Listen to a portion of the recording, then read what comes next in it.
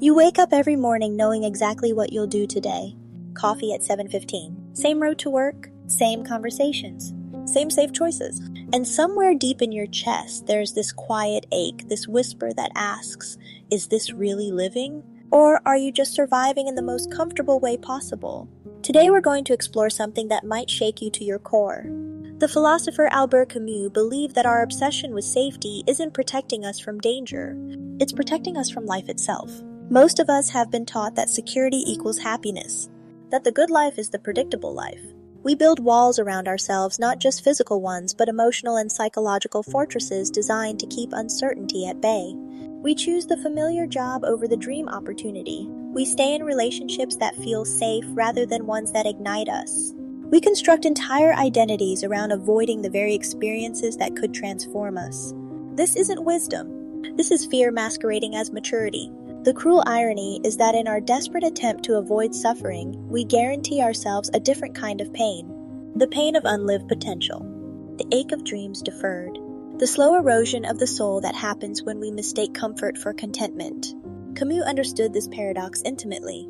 He lived through a world war, contracted tuberculosis at 25, and watched his father die when he was barely a year old. Yet he didn't advocate for recklessness. He advocated for something far more radical, the courage to live fully in the face of uncertainty. When we dig beneath our need for safety, we often find something unexpected. It's not really about avoiding external dangers. It's about avoiding the internal confrontation with who we truly are. Safety becomes a buffer between us and our authentic selves. Jung would call this the shadow work we're avoiding. The parts of ourselves we've banished because they feel too risky, too unpredictable, too alive. Every time we choose the safe path, we're making an unconscious decision to remain strangers to ourselves. Think about the last time you felt truly alive. Not happy, not content, but vibrantly, electrically alive. I'm willing to bet it wasn't during a moment of complete safety. It was probably when you were standing at the edge of something unknown. Maybe it was the night you finally had that difficult conversation, or when you quit the job that was slowly killing your spirit, or the moment you chose love despite having no guarantees. These moments of aliveness always require us to step into uncertainty. They demand that we trade the illusion of control for the reality of growth. Here's what most people don't understand about Camus's philosophy of living dangerously.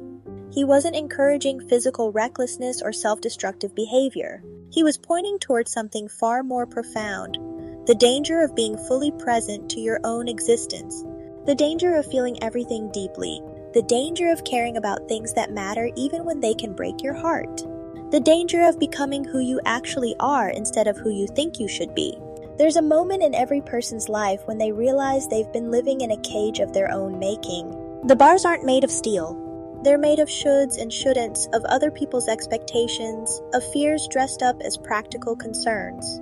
You might be experiencing that moment right now, watching this video, feeling that familiar stirring in your chest that says there's more to life than what you've been settling for.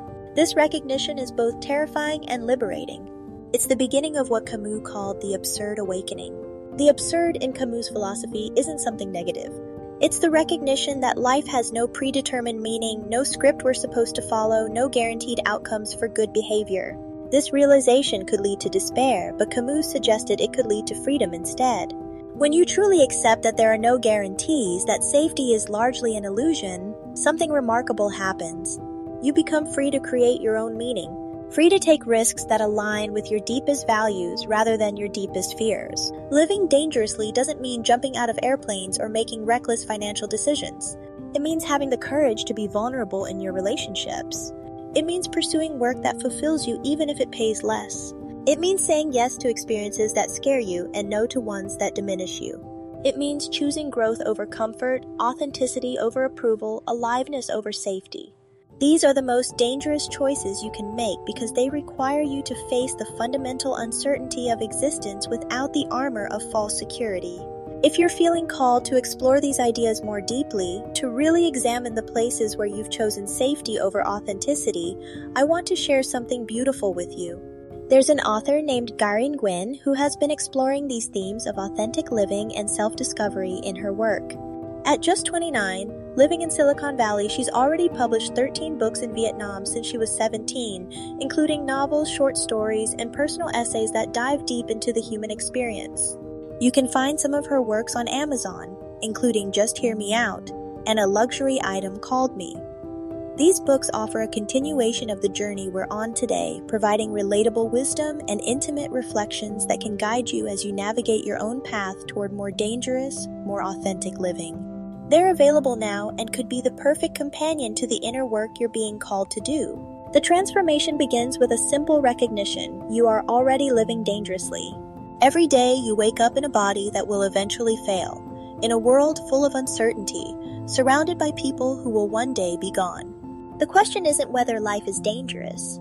The question is whether you'll face that danger with awareness and courage, or spend your precious time trying to hide from it. When you choose awareness, when you choose to live consciously in the face of uncertainty, something beautiful happens.